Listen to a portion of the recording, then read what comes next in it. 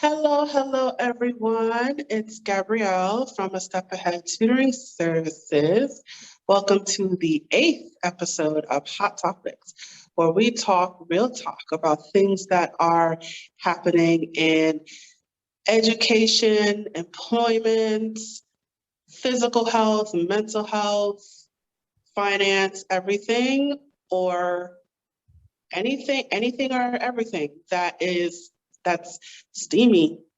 So today our topic is about grief and how to deal with grief. And I have a guest with me today who is going to help me with this discussion.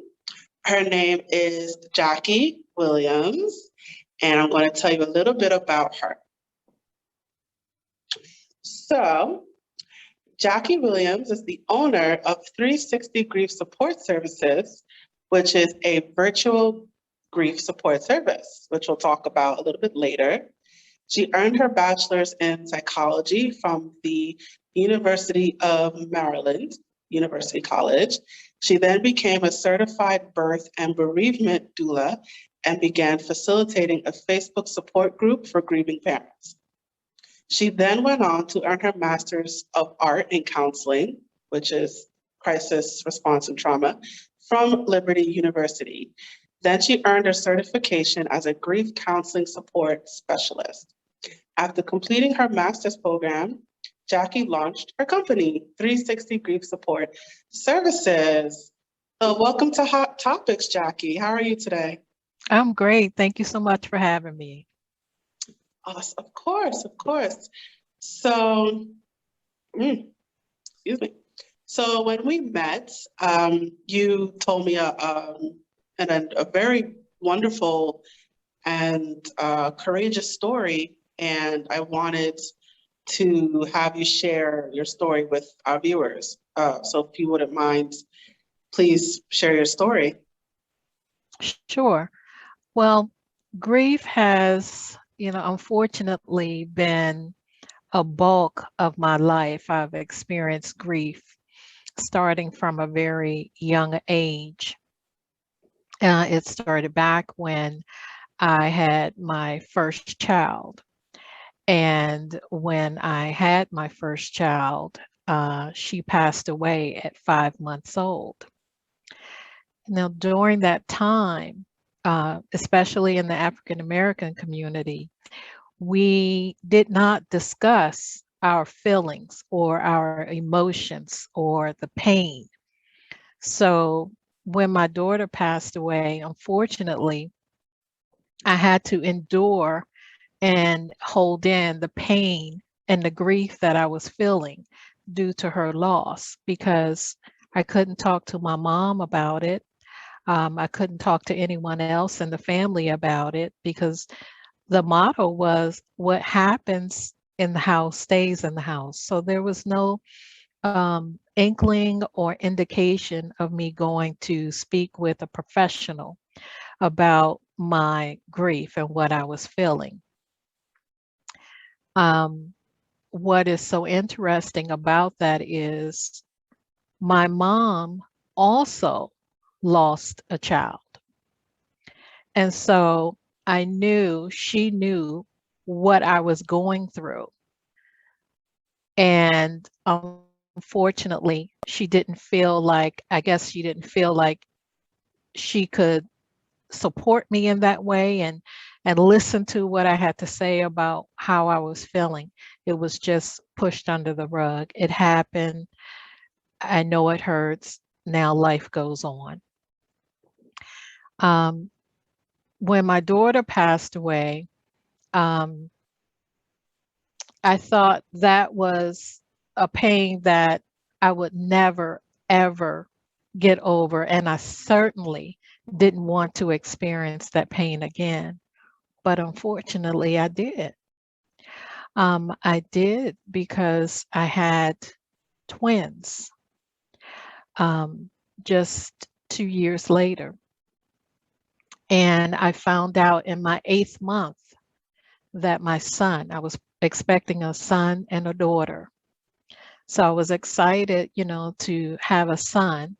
And then I would also have my daughter. Of course, I know that the daughter that I was carrying, there in no way she could replace the daughter that I lost, but I was excited to have a girl and a boy at the same time. So at my 8th month checkup, when they went to check for the heartbeats of the babies, they could only hear one. And so they took me in for a sonogram and no heartbeat. They did more testing, no heartbeat. They then told me my son had passed away. And this brought on a whole new mix of emotions because I'm still grieving the loss of my first daughter. Now I'm pregnant with two babies. One is deceased and one is living.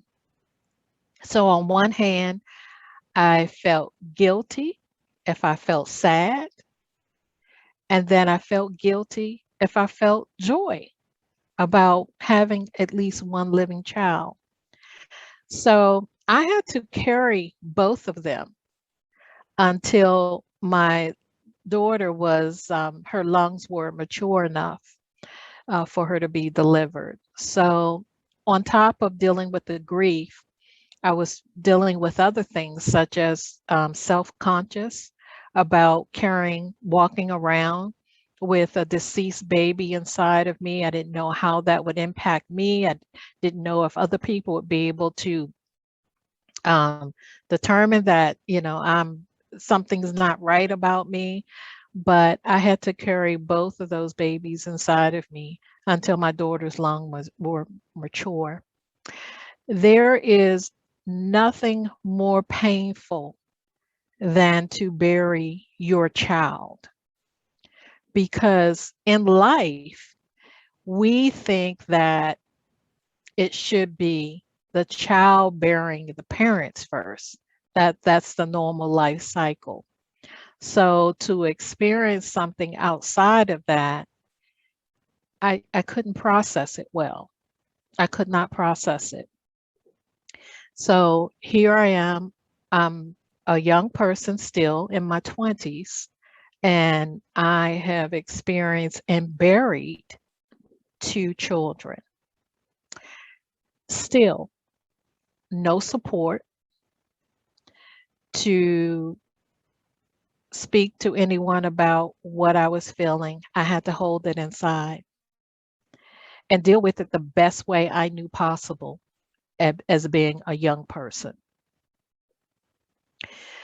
I carried this pain inside for a very long time. And what I will say is that when you are dealing with these type of emotions, if you do not express them verbally, you're going to express them in other ways in your behavior, in your thinking, in your living. It's going to be expressed some way.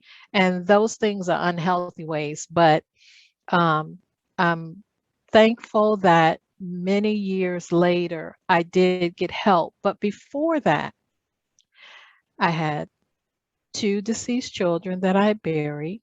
I had one living daughter. I was blessed to get pregnant again. I was very scared, very, very nervous. And I felt like it was going to happen again. So I walked around with this pregnant this time and just in fear that I was going to lose my baby. And I'm so thankful that I did not.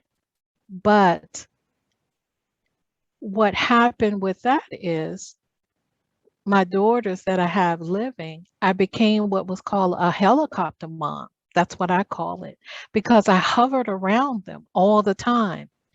I couldn't even sleep at night because I wanted to go and check and make sure that they were still breathing.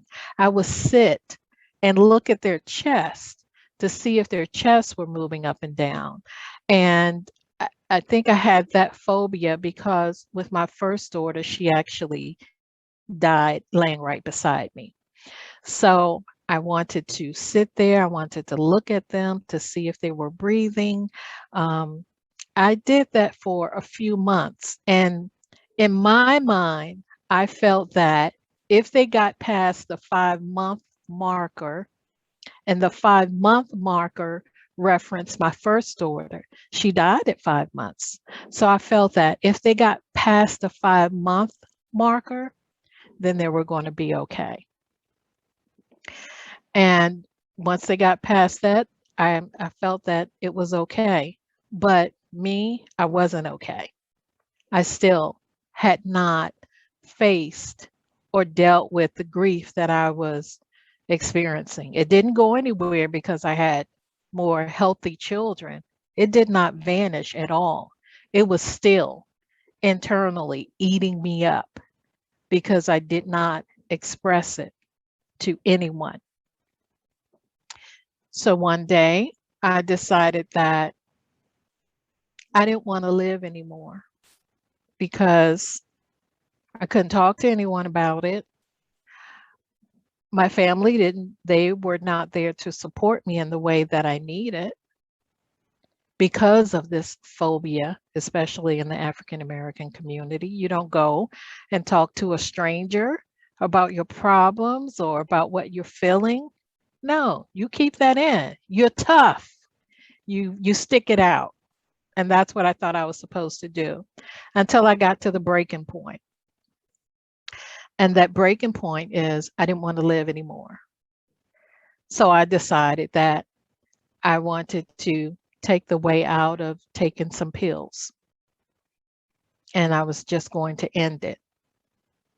I sat in my room, in a dark room one day, and I said, this is the way I'm going to end it. I told my daughters, okay, this is what you need to do. This is how you pay your bills. And I was getting them prepared at a very young age. They didn't understand at all. And at that very same place, that dark room, something spoke to me and said, get help, get help, go and talk to somebody. But I was embarrassed. I was embarrassed to talk to someone. Where do you even start when you go and talk to someone about what you're feeling? But I made the phone call and I went and I talked to a talk specialist, and it changed my life. It really changed my life. Once I had a few sessions with her, those internal boulders that I was carrying inside started to drop off. I wasn't feeling so heavy. My grief wasn't dictating my life. I was starting to turn things around and to take back control of Jackie and do what I needed to do in order to take care of my daughters. Thank you. Thank you for sharing. That's a very powerful, powerful story. So when you started talking, I noticed a lot of different emotions that you discussed. You discussed feeling helpless, you discussed being alone and fearful. I'm sure you were anxious. Um, a lot of different feelings that I picked up from you. Can you talk about that a little bit more? Yes, absolutely. I definitely felt anxious about having another child and if that child should survive. Sadness was just overwhelming. I felt overwhelmed with sadness. In addition to that sadness, I felt isolated. Although I had my family, with me, um, the kid's father, I wasn't alone as far as being around people, but emotionally, I was isolated. I was isolated because I could not talk about what I was feeling. I was scared. I was scared pretty much about what will happen to me, or will I have another child and something happens to that child. I was scared to go around other people who had babies because, one, I didn't want to have an outburst and start to cry when I see someone else's newborn baby. I was scared to go around other people. So I did. I stayed in the house a lot because I just didn't want to experience that, and I didn't want to embarrass myself or embarrass anyone else. So that the internal fear, all of those emotions that I had to hold in, it was it was just tearing me down bit by bit. I couldn't even think properly. Um, I couldn't even. I could work. I could work. I was more. I could function because I had to work in order to take care of myself and the my two daughters. But I had no ambition. I had no drive. I just I just didn't care pretty much because I was so hurt inside. I felt like I was missing my children so much, even though I had two wonderful babies. But I was still missing those babies. So that made me just sad all the time. Then there is anger. So it's like, well, Jackie, why are you feeling angry? Right? I felt angry because I'm asking God, how can you let this happen? How can you let me go through so much pain? How could you take my children when they just got here? I hadn't had the opportunity to spend time with them, see them grow up, uh, see them go through school and, get married, go to college, have their own children. I couldn't experience that. So I was angry. I was very angry at God. And I was just in disbelief that someone that I grew up knowing loves me so much would hurt me so bad. And it took me some time to really get past that particular emotion and understand that it wasn't to punish me. But what I do believe is that those things that I went through was an experience for something coming down the line. But I didn't know what it was until 2017. And so in 2017, my daughter had a son. Well, she became pregnant with her son. And we were excited that she was going to have a baby. And she was probably like maybe, I think, in her seventh month. And I got a phone call. She was screaming. She was at the hospital. Her baby had died.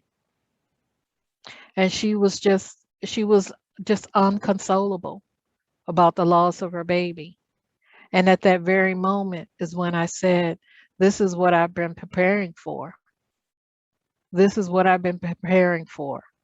Because at that very moment, I knew exactly how to jump in and support my daughter because there was no way I was going to let her go through what I went through emotionally, as far as feeling isolated and not supported and not having anyone to talk to.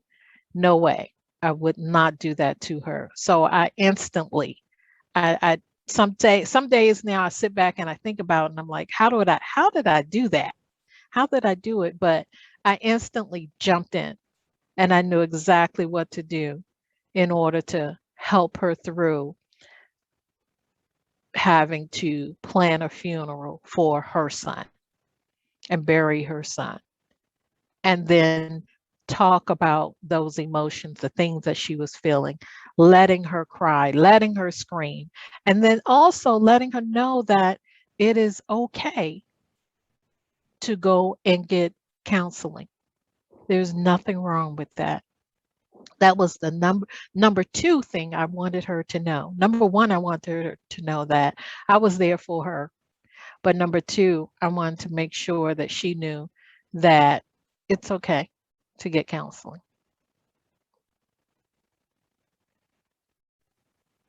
Awesome, awesome. So it's like you had like back-to-back traumas that happened. So you Mhm, had your first child who died, and then 2 years later, you had a second child who died, mhm, and then skip like 20 years or so later, you had a grandchild who died. And then you just said in the beginning that your mom lost someone. So you had a sibling who died. So that's a lot of death. mhm, I mean, to put it simply, mhm. how do you deal with it? Like, do you feel emotions after each one? Do you become numb after a while? Like, what do you do? Well, after losing my daughter, um, I I can't even I can't describe how I felt. Um, I remember I was in so much pain that I I I couldn't even take a bath because I was just so I was almost zombified, if you will. I was zombified. Um, it was terrible. And then when I lost my son, I was stunned that this could be happening again. Could this really be happening again? Um, hurt. Yeah, I felt pain. I felt hurt. Um, I didn't know what to do. So yeah, that I was hurt and I didn't know what to do or how to deal with it. But what I learned over the years, Gabrielle, is um, as the years went by, um, when I would hear about someone passing, I would say, "Oh, that's sad." Other family members, passing. Oh, that's sad. Um, but what I learned is to also strengthen my faith. And because I strengthened my faith, it helped me in dealing with death. Um, because a lot of people will say, when you lose someone close, faith kind of goes out the window because you're overwhelmed with pain. So, with me, if it wasn't for faith, then I probably would have dealt with it much differently. But even saying that, many years later, developing my faith, working on myself, getting counseling for myself, when I lost my grandson, it hurt. It absolutely hurt. Did I cry? Absolutely. Because I'm not only, I felt like I lost my grandson, but I felt like I was losing my daughter in the process because she was crumbling. I could see what she was going through because I had been through that same thing. So I'm hurt by the loss of my grandson, but I'm also hurt by seeing my daughter go through and the pain that she was going through. That hurt me really bad as well. But what I've learned is this pain will get a little better over time. It will never go away. It has never gone away. Even today, if I go downstairs and I look at my daughter's picture, I still feel it. But because of my spiritual life, I know that if I do what I'm supposed to do, then I'll see her again. But I also know that she's okay. I know that she's in good hands. And that is what helps me and keep me going. And when I feel like I just need to talk to someone about it, the awesome thing is I have a husband that I can just sit down and talk to him about it. And I have no shame. I don't feel shame about talking about what I feel. That's a key thing. Awesome, awesome. So you brought up something very key, which is faith. And so you obviously have a religious background. So my question to you is, are you still angry at God for what happened? No, mm-mm, not at all. Um, and I say that because as I started, going to church and reading the Bible and just sharing, going to Bible study and sharing with other people, um, I knew that it wasn't his fault. I knew that what I was feeling, he has felt it too. So I knew it wasn't his fault. What I came to realize too is that we're here, and at some point we all will go.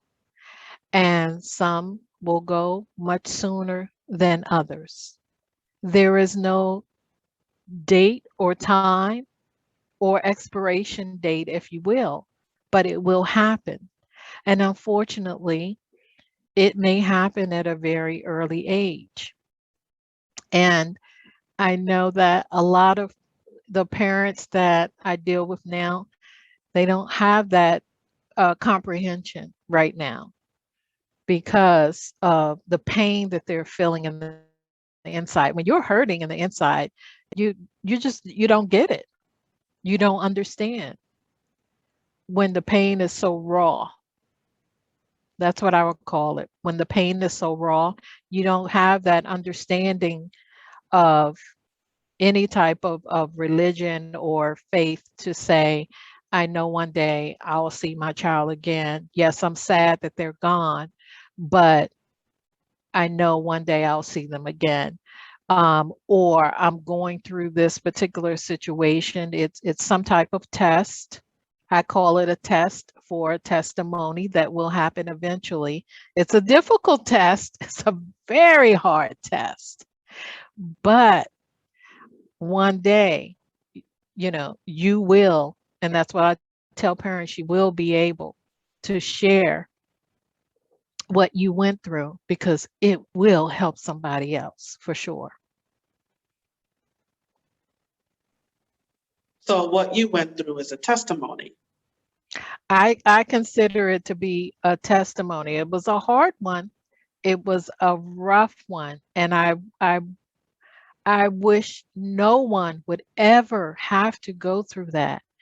But I believe, Gabrielle, if I had not gone through those experiences, I would not have been able to help my daughter when she went through,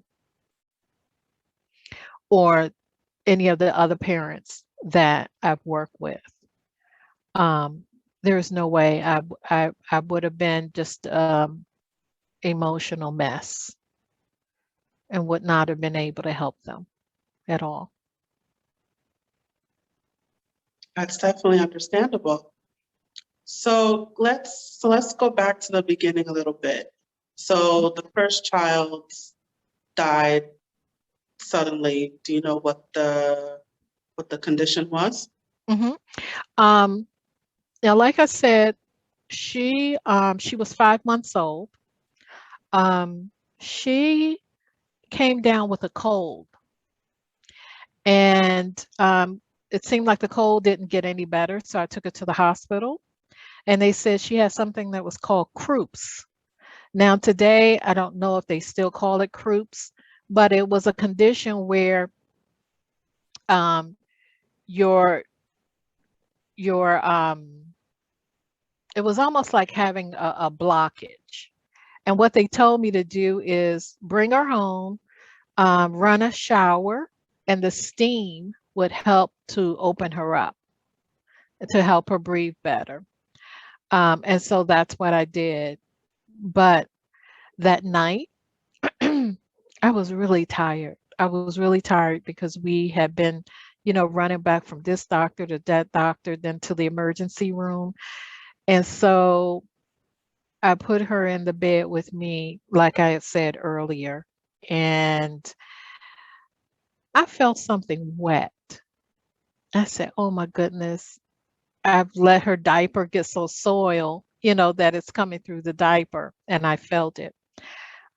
And when I turned her over, I saw that she wasn't breathing. So the death certificate calls it. They called it bronchial pneumonia, where her esophagus closed up.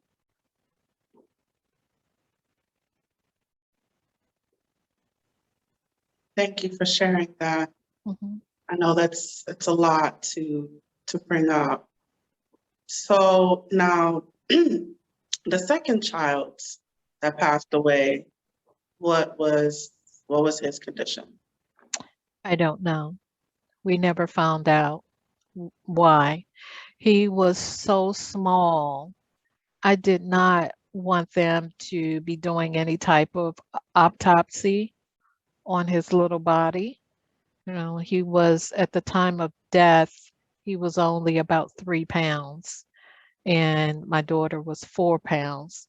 So I didn't want them cutting on him or anything like that. So um, I didn't find out why. The doctors didn't tell you why? Mm-mm, mm-mm. And back then, um, I didn't know the questions to ask. Number one. Number two, I was in so much pain. I didn't know, if I should be asking questions. I just didn't know. And unfortunately, I didn't have the advocate to advocate for me to ask those questions either. Whereas today, in this generation, it has changed a lot. But back then, no, I just didn't, they didn't tell me.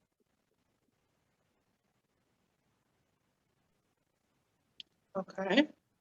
And now let's skipping forward to your grandchild. Mhm. What was his condition?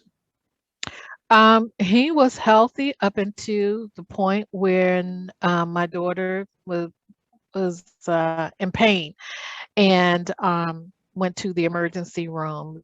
What they determined is that her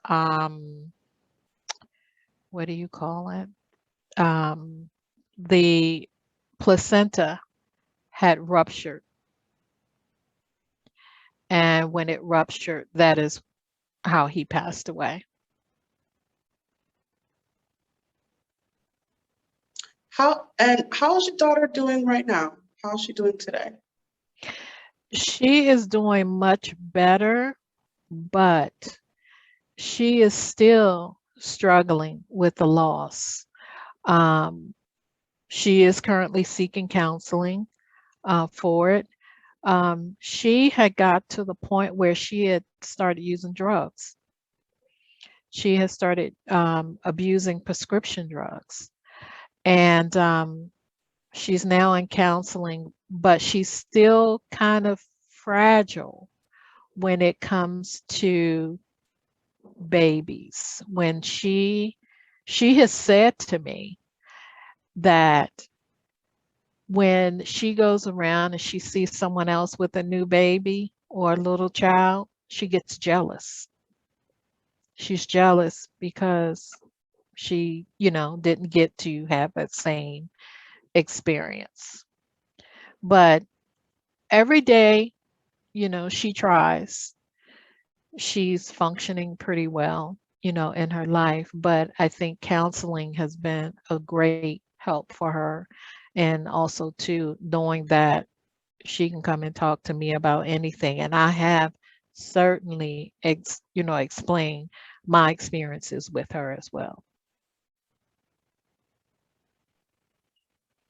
So, so your daughter abused drugs as a way to cope with the sadness and the anger and all those myriad of emotions that we talked about earlier.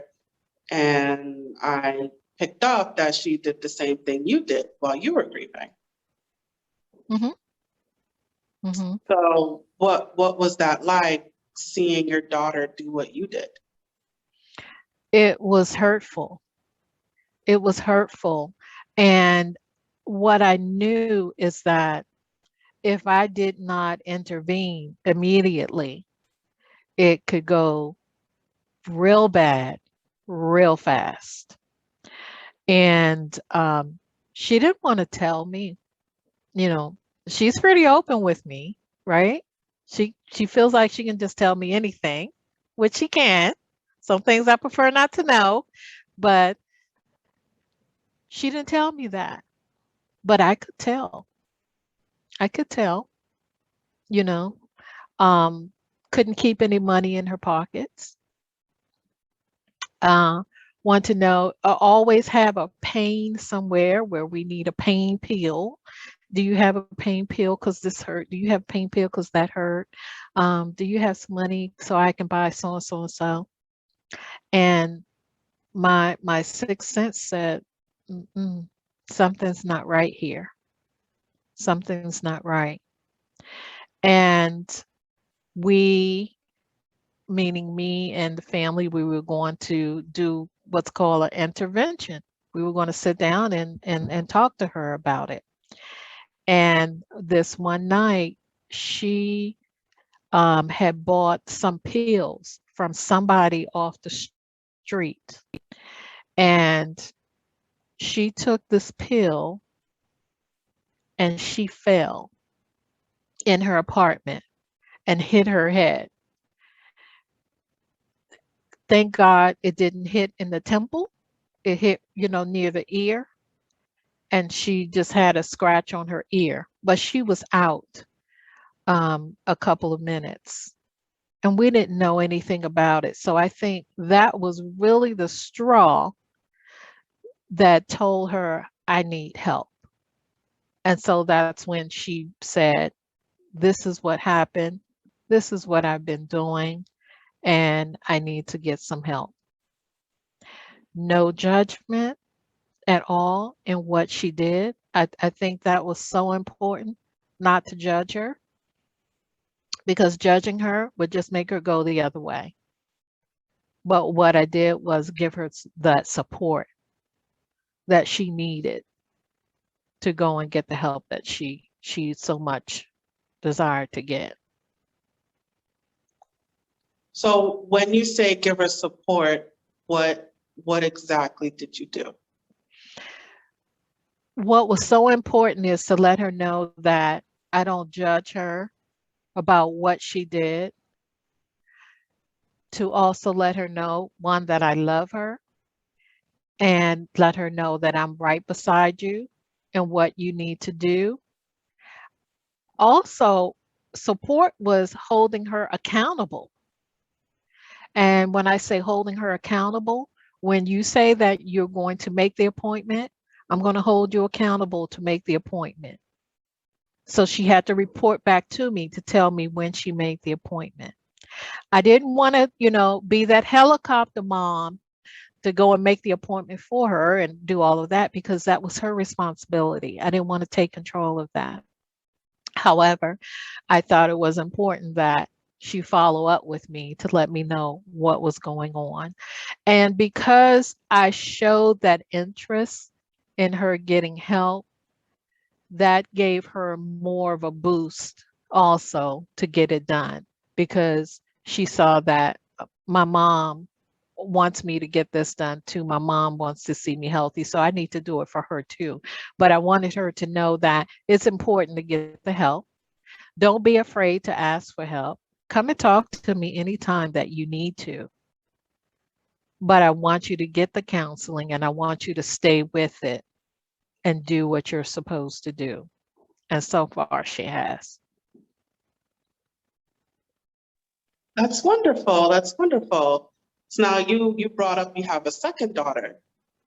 So how is your second daughter dealing? How did your second daughter deal with her sisters, well, I guess the nephews Mhm. passing? How did she deal with that?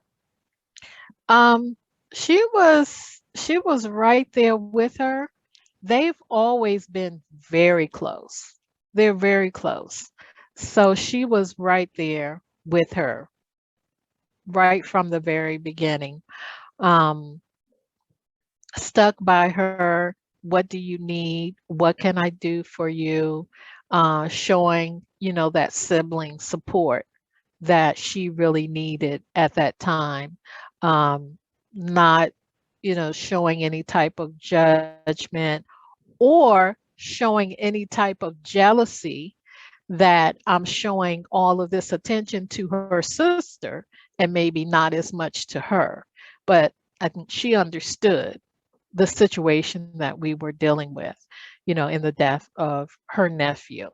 So she was right there with her sister from the beginning. Was she hurt?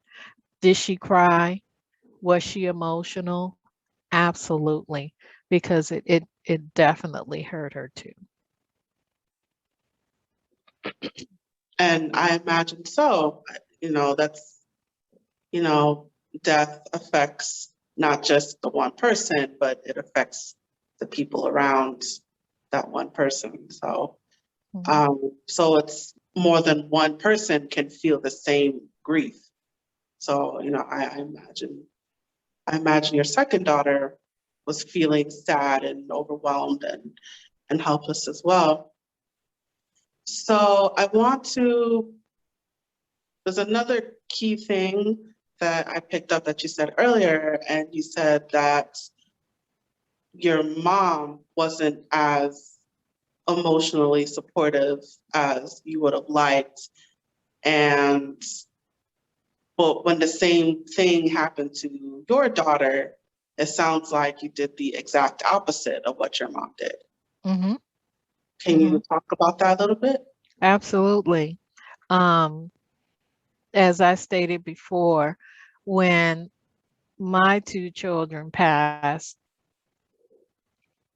my mom wasn't there like I thought she should have been. Um, she was there as far as, do you need something to eat? She was there, to help me with the funeral arrangements. But to sit down and have a conversation with her about what I was feeling inside, how hurt I was, how this death made me feel, no, I could not do that. I could not do that at all. Um, because it was the mentality was you will get over this. You're strong. You'll get over this. I've been through it and I got through it, and so you will too. And I just expected more because she had a child to die. You know, like I had twins, a boy and a girl. She had two boys, and one of the boys passed away. And then we had a sister pass away from cancer.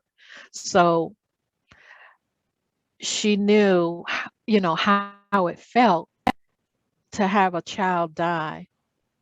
And I believe she didn't really know how to support me or to even say, sit down, let's talk about it, tell me what's going on, how can I help you? Because maybe she didn't have that support when she was going through it.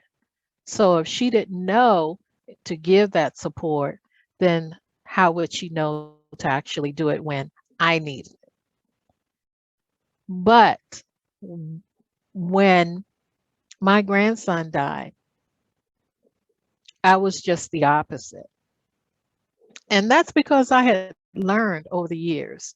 Yes, I grew up in that household where get over it, you'll be okay, keep on pushing, right? But over the years, I maybe I would say I evolved and knew that when my grandson died, I had to be just the opposite. I had to jump full fledged right on it and talk to my daughter and have her talk to me. That was so important to talk to me. Yes, we can sit there, we can cry together, but I want her to talk to me and tell me what she was feeling because I didn't want her to hold anything in. And did your daughter did she do that? Did she talk to you? Mhm. She certainly did. She would talk to me. Um, now, what was so important was that I didn't want to pressure her, and I didn't want her to feel like I was making her talk to me. I didn't want to rush her, but I wanted her to know that when she was ready, come and talk to me. So she did come in and talk to me and tell me how much it's hurting, how she feels. And then, to tell me about she can't be around other children and how she feels jealous, about being around other children. So she talked to me and she talked to me a lot. And what I think really helped in that aspect is that she knew, yes, I'm her mother, but she also knew of the experiences I had gone through. And I had shared with her how I felt when I went through my experiences. And so she knew and she trusted. That was key.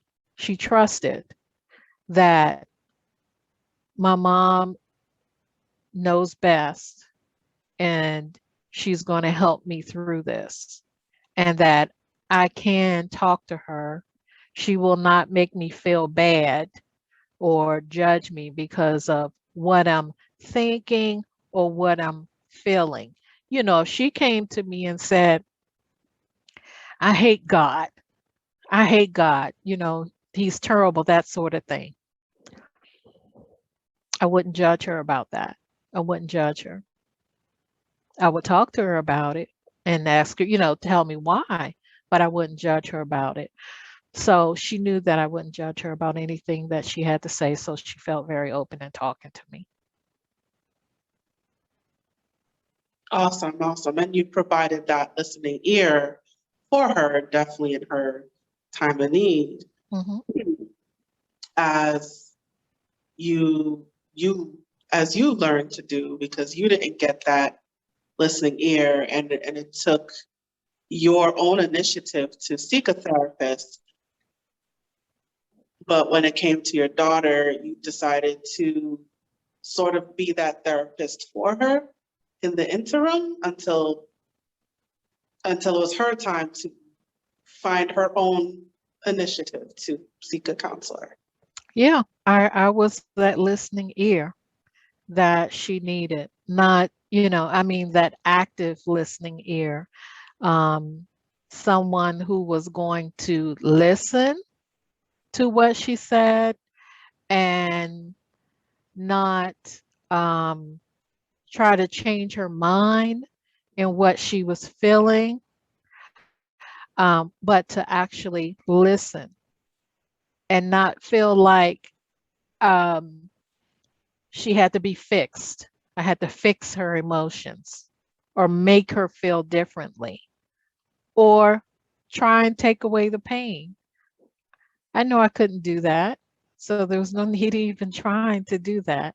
But it was solely just to listen.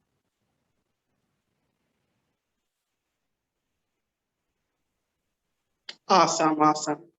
So now one last thing I wanted to point out, you Mhm. said that these feelings of to grieve is not typical in the African American community, or it Mhm. wasn't typical back then when your first child died.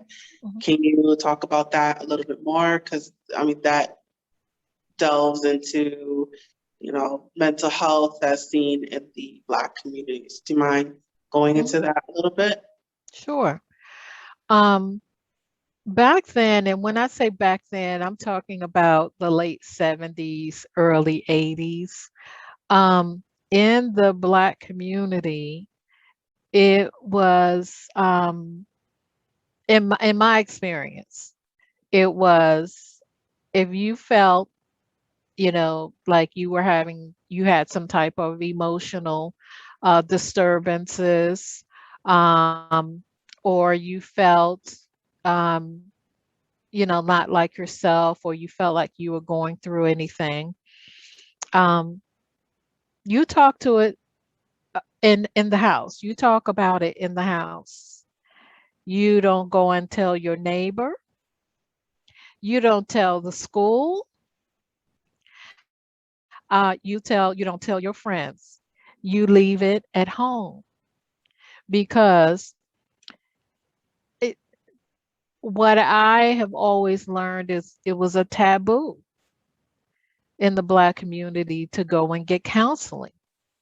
And actually, what I really learned is that it was only done by white people, that only white people go and get counseling. Black people didn't do that. We dealt with it at home. And so that's how it happened in my family down the generations, not only in my household, but my cousin's household and, my aunt's household. Um, that's how you dealt with any type of emotions that you were feeling. If you felt that you want to act out, you want to commit suicide, the thing was, stop acting crazy. You're not crazy. Don't do that. Stop talking like that. Go sit down somewhere. You're not crazy. um, that that's all we knew. So it's like, okay, well, maybe I'm not crazy. Maybe I'm crazy. I don't know. So it that's the only way we knew how to deal with it. But you certainly did not tell anyone at school. You better not go and tell a white person how you felt because that was just a no-no in my household. But I feel that it also became a generational thing because I can only imagine in the 60s when I was born, I don't think my mother would have went to a counselor. When she experienced the death of her children, there was no mention of going to see a counselor, even though I know she had a social worker. That was probably the closest that she got to a counselor, and she wasn't going to talk to her about what she was feeling. She held it in. And see, just like with my daughter, She became addicted to these pain pills. I wanted to take pills to end my life. My mother became addicted to drugs. So I believe that was her way of dealing with the death of her children. She There was no going to talk to a professional about what she was feeling in our community at all. Again, it was said and taught that only white people go and seek counseling. And how do you think things are today in terms of Black people and mental health? I think we have changed by leaps and bounds, but there is still a lot of work to do. A lot of work to do because even today, I do believe and I do see where Black people feel that they should not go and talk to a stranger about how they're feeling. And so as a result, they're holding that in. I see that today. I definitely see that today. We've come a long way. We may entertain it. If you bring it up, we may entertain it. But there is something that's holding us back from actually beginning, moving forward, taking that first step. And what that is, I don't know. Is it pride? Is it shame? Is it fear? Is it all of the above? Maybe. I'm not sure. But there's still a lot of work to be done in education and letting people know that if you are dealing with grief, it is highly advisable to seek counseling to deal with that grief because dealing with grief can go in so many different ways. It could go a healthy way or it can be an unhealthy way. And that unhealthy way that's just trickles down and you just don't want to see that. You don't want to see another person committing suicide. You don't want to see another person addicted to drugs. You don't want to see another Black female going out here and just prostituting themselves because this is the way that they're dealing with their emotions. This is the way that they're doing it or getting addicted to drugs. You just don't want to see it. So it's really important that people understand, Black people understand it's okay to get counseling because there are counselors out there, therapists, specialists that will, understand what you're going through, not judge you for what you're saying or what you're thinking or what you're feeling, and that can actually walk with you through that journey as you try to heal emotionally. Absolutely, absolutely. Well, we're just about to wrap up. I know we're having so much fun. Um, so what advice do you have for people watching right now who may be um, going through a loss or maybe know someone who's going through a loss, whether that's bereavement or I know there's many different types of loss. Mhm. So what is your advice for our viewers? My number one advice would be to be patient with yourself. Understand that going through any type of loss, whether it's the loss of a loved one, the loss of a job, the loss of a friendship, it is a loss, and you are entitled to feel the way that you do. You are entitled to feel that pain or that emotion that you are feeling. It is okay. And no one should be made to feel that it's not okay to feel the way that you do. But what is really important is to talk about what you're dealing with. You may not want to initially, and it may take you a moment to actually take that step. But what is so imperative is to actually take that first step and talk to someone who will actually listen to what you're going through.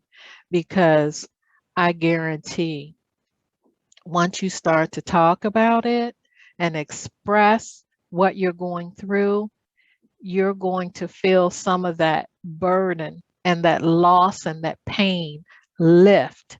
What I call what I how I see this is, we have loss and grief. And that loss and grief, if we don't address it, it rules our life. It will rule our life in all directions. It will impact you not only emotionally, it will impact you physically as far as your health, heart disease, high blood pressure, and the list goes on. But also, it will impact you as far as your professional life and your relationships, future relationships. So that's why it's so important to seek help, to talk to someone about what you're feeling. It's not that you're going there to be fixed, it's to actually connect with someone that you can develop a rapport with and a relationship with, who will listen to you, who will not judge you, and walk with you through that journey that you're going through. Awesome. That is absolutely fantastic advice. Thank you so much for sharing, and thank you so much for sharing your story. And I just know that your story is very impactful, and I'm sure that the people watching right now um, feel a sense of relief that you're out there talking about it and you're not keeping it to yourself. So you're doing the opposite of what you had to deal with, and you saw you saw that generational issue of keeping things inside, Mhm. particularly in the Black community, and you decided to combat that, to go against it because you knew that it's not right. So what you did is a shining example of seeking mental health treatment in time of need, and particularly for people of color. So I commend you for what you've done, Thank you. and I commend you for turning your trying to find the word, your pain and your experience into a vehicle to help other people. Absolutely. Absolutely. And speaking of which, so she has her business called 360 Grief Support Services, and it is a virtual business that services the grieving population. So they focus on all types of grief, such as child loss, primary, anticipatory, disenfranchised, vicarious, and so much more. They also work with clients dealing with a non-death loss, such as losing a relationship, a job, divorce, you're an empty nester, and so much more. So when someone is faced with a loss, walking that grief journey alone can be fearful and lonely. Holding in those thoughts and feelings can lead to unhealthy mental health concerns such as depression, complex grief, anxiety, and even PTSD. And it can also have a significant impact on family relationships, friendships, work, and social life. So for more information on Jackie's grief support services, You can find her online at www.360griefsupport.com. So that's the number 3, the number 6, and the number 0. So all of this will be provided to you guys in the bio. And you can also find her on Facebook and Instagram. So, Ms. Jackie, thank you for joining us for Hot Topics. And thank you to the viewers for joining us today. Please check out our YouTube channel for more videos and clips, and don't forget to subscribe. You can also find a Step Ahead Tutoring Services on Facebook, Instagram, and Twitter. So tune in next time. Signing off.